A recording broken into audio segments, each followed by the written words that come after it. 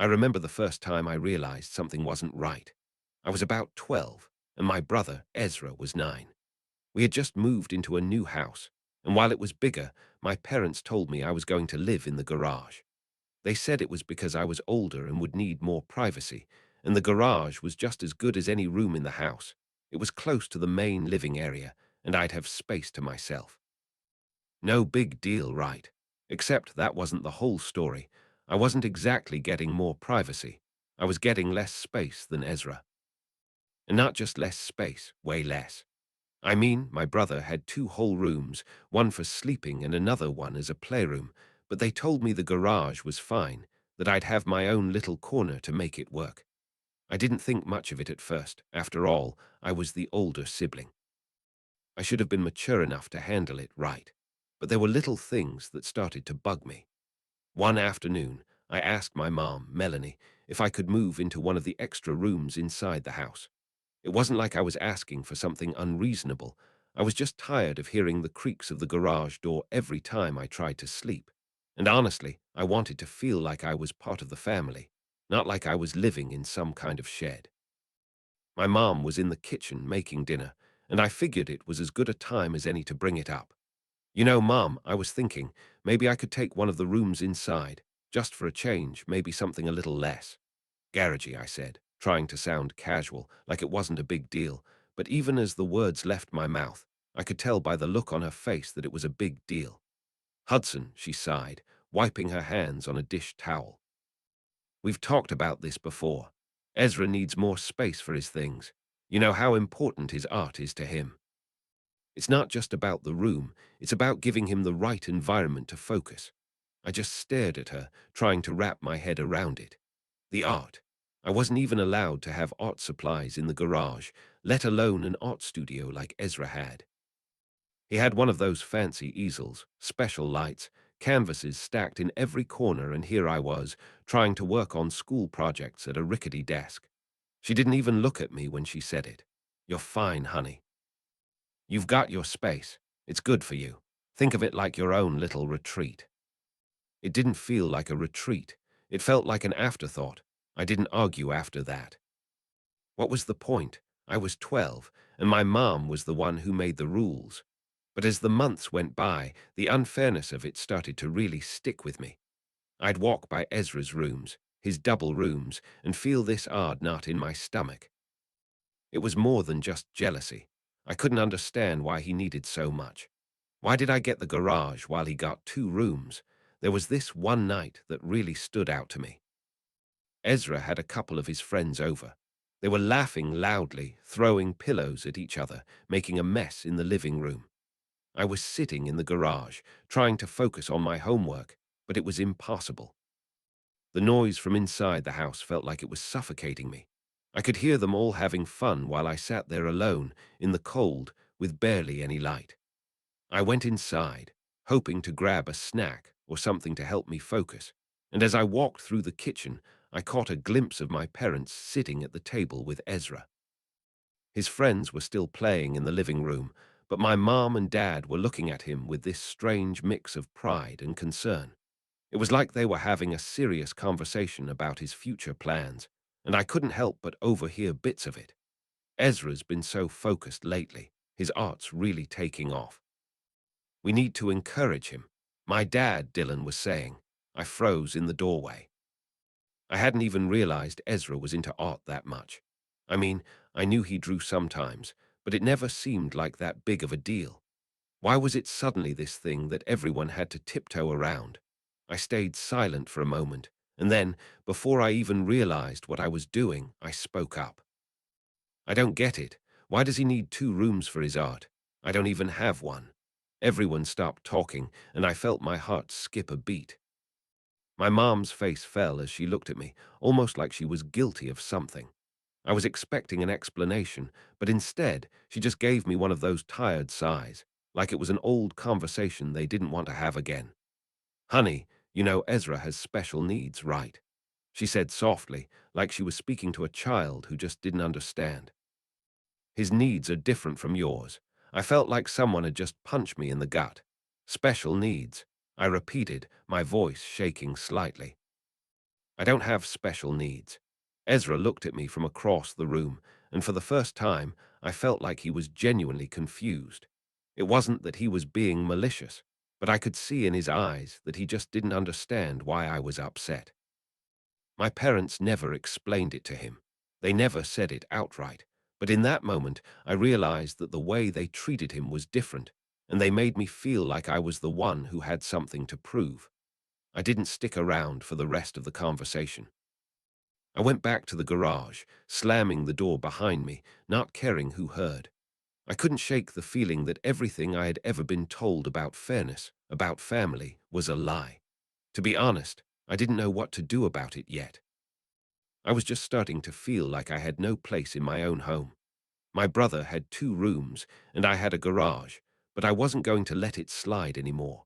And that's when I decided to finally say something. I remember the first time I came back from college after a long semester away. It wasn't the typical excitement of coming home.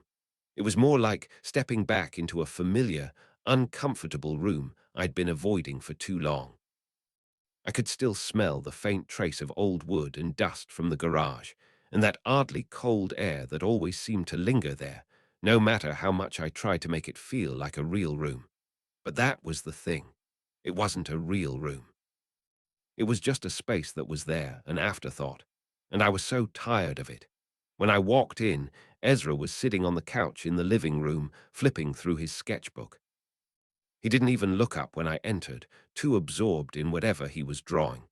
I could tell right away that nothing had changed, that nothing ever would. The house still revolved around him, his needs, his talents. The world felt like it was tailored around Ezra and his special abilities, and I was still just there. Mom was in the kitchen, doing what she always did when I came home, cooking, bustling around like she had something to prove. It wasn't that I hated her for it, but I couldn't help but feel like the kitchen was her world, not mine. It was like she kept me at arm's length, just out of sight. "Hey Hudson, how was the semester?" she asked brightly, turning around with that fake cheerfulness she always used when she was nervous. "It was fine," I said, setting my bag down in the hallway. You know, the usual. There was something in her tone when she spoke next that caught me off guard. "Oh, good. Ezra's been working on some amazing new pieces. He's really been flourishing lately." I didn't know why it hit me like it did, but it did. I mean, I'd heard all this before. It wasn't new information, but for some reason, hearing her say it in that overly proud way made my blood boil. She was practically glowing with pride, and there I was, stuck in the background.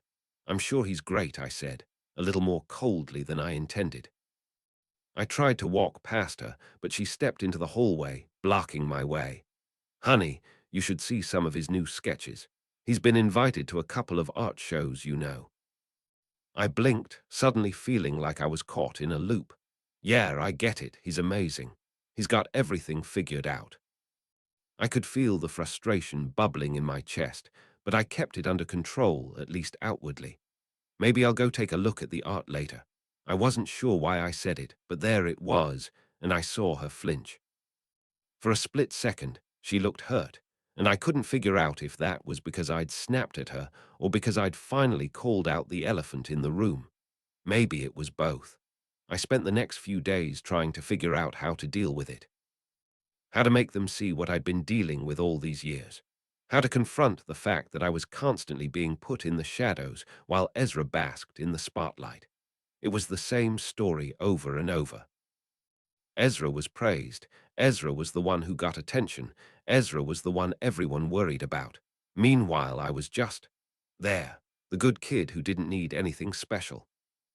I tried to ignore it, but I couldn't. I think what really got to me was how it all seemed so effortless for him. He never had to ask for anything. He didn't have to beg for his room. He didn't have to earn it. It was just given to him, and no one ever questioned it. There was this moment that crystallized everything for me. One of those moments where the veil of normalcy just slips and you finally see things as they are. I came back into the living room one afternoon to find Ezra in his 2-room setup, sprawled out on the floor with his sketchbook. My mom, of course, was sitting next to him, giving him that soft, indulgent smile that she never gave me. I don't even remember what she was saying, but I remember feeling like I couldn't breathe in that room. Like I wasn't supposed to be there, like I didn't belong. That was the last straw. I had to get out of there. I packed up my things, took my stuff back to my apartment in the city, and tried to get some distance. I didn't call, didn't check in. I needed a break, and honestly, I was sick of playing this game. Sick of being the understanding one who always just went along with the narrative they'd created. The narrative that I wasn't worthy of the same space as Ezra. I don't know if I fully understood it at the time, but I was angry, no, furious, that my parents couldn't see me, couldn't see what they were doing. Months passed. I barely spoke to them, barely answered calls. I was living my life in the city, working, meeting people, figuring out who I was outside of the good kid role they'd stuck me in. But even so, I kept hearing about Ezra's shows, his accomplishments. My mom would send me pictures of his work, updates on his progress, little snippets of prideful details, but they all felt like insults now. Every time I saw one of those pictures, I felt like I was being reminded of everything I wasn't. Then, one day, it all came to a head. I was in a coffee shop when my phone buzzed with a text from my mom. I almost didn't look at it, but something made me check. It was a simple message. "Hudson, we really need to talk. Ezra is going through something. Could you please come home?" My stomach dropped. I didn't even know what going through something meant anymore. Was he sick? Was he just being extra again? What the hell could it be now? I didn't reply right away. I was mad. Angry.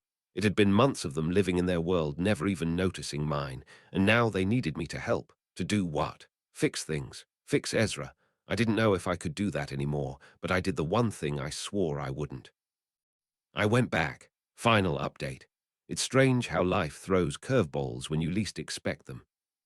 One minute I was in the city, living my life, staying away from my family, and the next minute I was on a plane back home. Not because I wanted to, but because I had no choice. The hurricane had hit. It came in fast, Category 4, unpredictable, and the news was everywhere. My parents, of course, were in the direct line of it. I didn't even have to get the phone call from my mom. I knew the moment I saw the weather alerts and the flood warnings that they would reach out.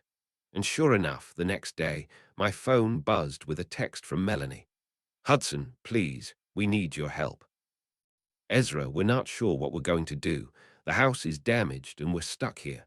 Can you come?" I stared at the message, my finger hovering over the reply button. There was a part of me that wanted to ignore it, just let them figure it out. But I wasn't that heartless. Not yet. So I packed a bag and headed back. When I walked through the door, I didn't recognize the house. The hurricane had ripped through, flooding the lower floors. The furniture was scattered, debris everywhere. My parents were already holed up in the living room, looking frazzled but managing to hold it together. Ezra was sitting in the corner of the room, sketching in his notebook, his usual obliviousness to the world around him on full display. He didn't even look up when I entered. That's Ezra for you, always lost in his own world. Melanie was the first to speak, looking up at me with a forced smile. "Hudson, thank you for coming. I know this is all a lot, but we really need your help." I nodded, still trying to process everything. It wasn't like I was expecting a big reunion, but I thought I'd at least get a "hey, it's been a while" or something. But nothing. The elephant in the room was impossible to ignore. "Well, I'm here," I said as neutrally as I could manage. "What do you need? We don't have enough space. Everything's destroyed downstairs. Can you let us stay in your place for a little while, just until the repairs are done?" Melanie asked, her voice hesitant. I knew what she was really asking. They wanted to move in. In my space, I paused for a moment. Part of me wanted to snap. Part of me wanted to tell her exactly what she had put me through. The years of neglect and favoritism, the 2 rooms Ezra had while I got the garage. But I had to admit, I wasn't that cruel. I wasn't that guy anymore.